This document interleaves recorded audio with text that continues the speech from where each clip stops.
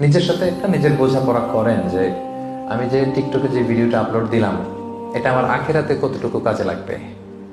এই টিকটকের কন্টেন্টগুলো নিয়ে আপনি কিয়ামতের দিন দাঁড়াবেন। কি টিকটক বানালাম, কি ইউটিউব বানালাম, কি কমেন্টস করলাম, কি বক্তব্য দিলাম, কাদের সাথে মিশলাম, আমার অ্যাক্টিভিটি কি ছিল, আল্লাহর সুপ্রিম কোর্টের কাঠগড়ায় পাই টু পাই কিন্তু হিসাব দিতে হবে। আমার এই শক্তি, সামর্থ্য, আমার এই যৌবন, আমার এই ক্ষমতা, দাপট কিছুই থাকবে না। এক সেকেন্ডও লাগে না এটা আল্লাহ থামিয়ে দিতে, ঠিক না? সেটা আমাদের খেয়াল করতে হবে, যে কোনো মুহূর্তে চলে যেতে পারে। এই যে আমি আলোচনা করছি, এখন আমি মৃত্যুর কোলে ঢুলে পড়তে পারি না? কথা বলেন না কেন? পারি না? পারি। So, আপনি যেখানে যে কমেন্টস বসিয়েছেন, যেখানে যে টেক্সট করেছিলেন, যেখানে যেটা বলেছেন, যত কন্টেন্ট আপনি ক্রিয়েট করেছেন, এগুলো সব আপনার আমল নামায় সেদিন তুলে দিবে কে? কিয়ামতের কঠিন ময়দানে আপনি কি কন্টেন্ট নিয়ে দাঁড়াচ্ছেন এটা একটু খেয়াল করবেন।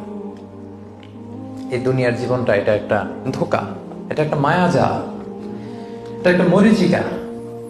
এই রং ধরা যৌবন জং ধরে শেষ হতে বেশি সময় লাগবে না, খুব অল্প সময়। দুনিয়ার এই সামান্য ভোগের সামগ্রীর জন্য আমরা টিকটকে, আমরা ইউটিউবে, আমরা সোশ্যাল মিডিয়া হ্যান্ডেলস গুলোতে যেন কোনো অশোভনীয়, কোনো অশ্লীল, কোনো আজে বাজে কন্টেন্ট যেন আপলোড না দিই।